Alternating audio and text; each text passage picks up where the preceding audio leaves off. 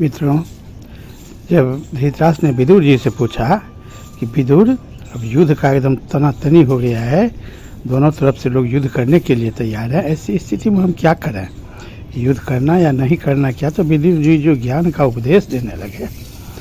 धृतराष्ट्र तो सुना बहुत ध्यान से सब कुछ, लेकिन किया पुत्र मोह में आकर के सब गलत काम ही।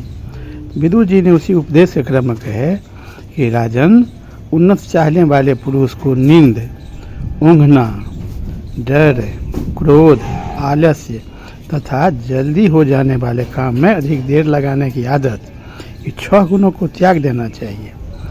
उपदेश न देने वाले आचार्य, मंत्रोच्चारण न करने वाले होता, जो आचार्य उपदेश न दें, जो पंडित यज्ञ होने के समय मंत्र का उच्चारण नहीं करता हो, रक्षा करने में असमर्थ राजा, कटु वचन बोलने वाली स्त्री, ग्राम में रहने की इच्छा वाले नाई तथा वन में रहने की इच्छा वाले नाई, इस सब को छोड़ देना चाहिए।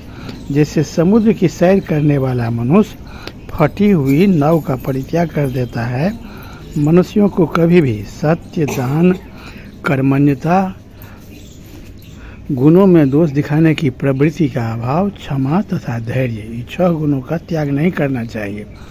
धन की आय, नित्य निरोग रहना, स्त्री का अनुकूल तथा प्रतिवादिनी होना, पुत्र का आज्ञा के अंदर रहना तथा धन पैदा करने वाली विद्या का ज्ञान, ये 6 बातें इस मनुष्य लोक में सुखदायिनी होती है। मन में नित्य रहने वाले 6 शत्रु, काम, क्रोध, लोभ, मोह, मद तथा मात्सर्य को बस में कर लेना चाहिए। वह जितेंद्रिय पुरुष पापों से भी लिप्त नहीं होता, फिर उनसे उत्पन्न होने वाले अनर्थों की तो बात ही क्या है। विदुर जी कहते हैं ये 6 प्रकार के मनुष्य 6 प्रकार के लोगों से अपनी जीविका चलाते हैं। 7वें की उपलब्धि नहीं होती। ये चोर असावधान पुरुष से, जो सावधान रहता है उसी के यहाँ चोर चोरी करता है। वैद्य रोगी से, मतवाली स्त्रियाँ कामियों से, पुरोहित जजमानों से, राजा झगड़ने वालों से तथा विद्वान पुरुष मूर्खों से अपनी जीविका चलाते हैं। क्षण भर भी देख रेख न करने के कारण गौ सेवा, खेती, स्त्री, विद्या तथा शूद्रों से मेल, ये 6 चीज़ें नष्ट हो जाती है। ये 6 चीज़ें सदा अपने पूर्व उपकारी का अनादर करते हैं। से शिक्षा प्राप्त हो जाने पर शिष्य आचार्य का, 6 प्रकार का जो आदमी है, जो पूर्व में उसका उपकार किया है कि अब उसका वह धीरे धीरे अनादर करने लगता है। तो शिक्षा प्राप्त हो जाने वाले शिष्य आचार्य का, विवाहित बेटे माता पिता का, काम वासना की शांति हो जाने पर मनुष्य स्त्री का, कृत कार्य पुरुष सहायक का, नदी की दुर्गम धारा पार कर लेने वाले पुरुष नाव का तथा रोगी पुरुष रोग छूटने के बाद वैद्य का तिरस्कार कर देते हैं। निरोग रहना, ऋणी न होना, परदेश में न रहना, अच्छे लोगों के साथ मेल होना, अपनी वृत्ति से जीविका चलाना और निडर होकर रहना, राजन, ये 6 मनुष्य लोक से के सुख हैं। ईर्ष्या करने वाला, घृणा करने वाला, असंतोषी, क्रोधी, सदा शंकित रहने वाला और दूसरे के भाग्य पर जीवन निर्वाह करने वाला, ये 6 सदा दुखी रहते हैं। स्त्री विषयक आसक्ति, जुआ, शिकार, मद्यपान, वचन की कठोरता, अत्यंत कठोर दंड देना और धन का दुरुपयोग करना, ये 7 दुखदायी दोष राजा को सदा त्याग देने चाहिए।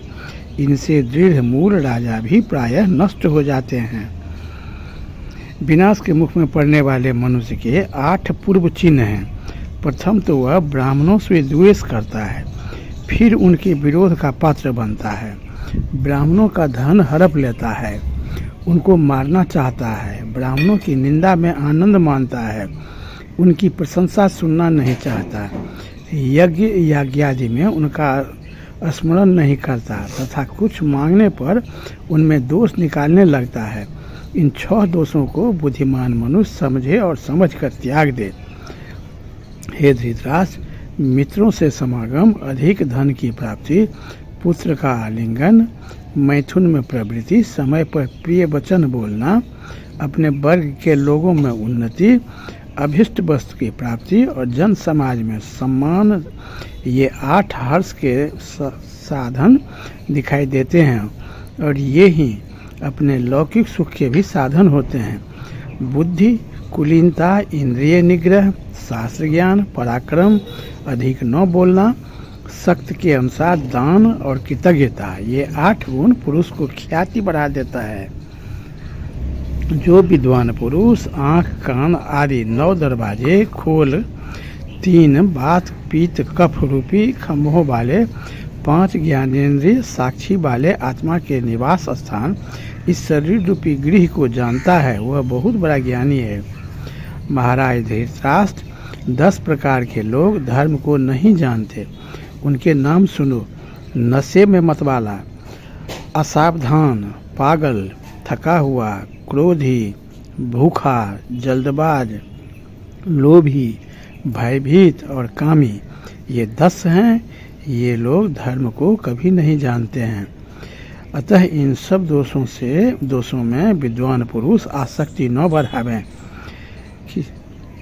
जो राजा काम और क्रोध का त्याग करता है और सुपात्र को धन देता है, विशेषज्ञ है, शास्त्रों का ज्ञाता है और कर्तव्य को शीघ्र पूरा करने वाला है, उसे सब लोग प्रमाण मानते हैं।